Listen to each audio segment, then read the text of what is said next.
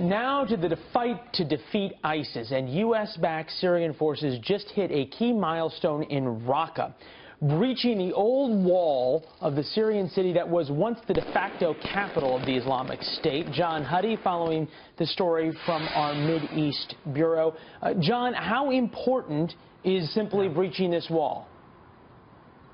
Well, very important, because this is really has been an impenetrable part of Raqqa since ISIS declared the caliphate in 2014, Raqqa being ISIS's self-declared capital in Syria. So this is a major advance for U.S.-backed forces that have now surrounded Raqqa and are pushing deeper into the city, in particular now the old city. Now, U.S. CENTCOM, U.S. Central Command, said that coalition airstrikes targeted two portions of what's called the Raqqa Wall, allowing fighters to advance into the most heavily fortified section of Raqqa, of the city, according to military officials.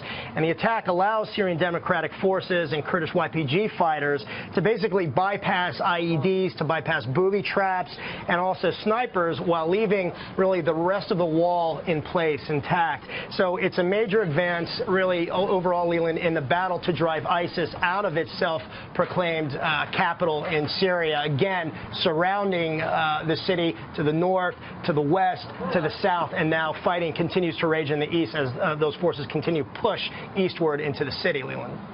Well, and John, we saw a huge humanitarian crisis in Mosul, every city that ISIS has taken control of, atrocities of unspeakable kind. Is that happening in Raqqa as well now?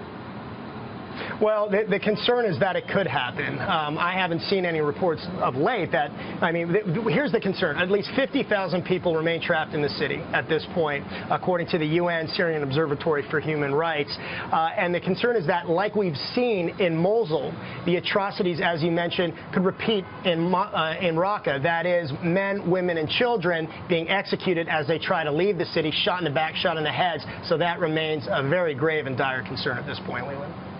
All right, John Huddy in our Jerusalem Bureau. John, thank you.